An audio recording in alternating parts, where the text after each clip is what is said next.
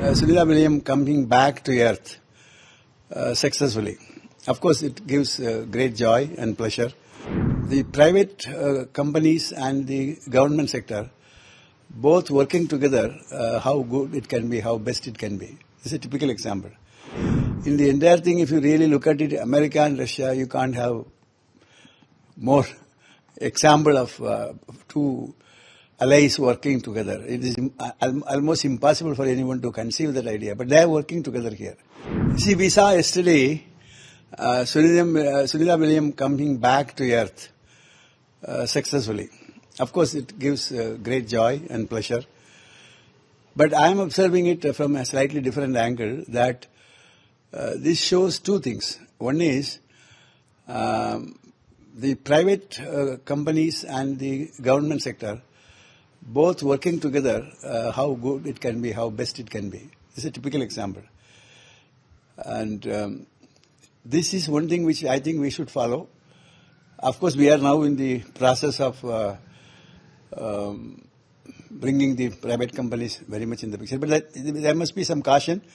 We should be very careful in selecting those startups. It is most importantly that we cannot unless we are careful, we will be in problem. The second thing which we learned from this experience is international collaboration. In the entire thing, if you really look at it, America and Russia, you can't have more example of two allies working together. It is almost impossible for anyone to conceive that idea, but they are working together here.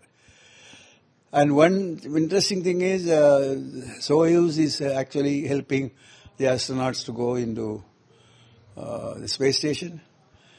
And the American astronauts are also going using the Soyuz. And then they are taking a Russian cosmonaut for such a job. So this is something very interesting. Now, what does it show? When it comes to gaining win-win situation, even I'm not using the word consciously, but even the people who do not have the same outlook, they also join together. Now, we should take a cue from this and then try to see whether we can have collaborations with many people.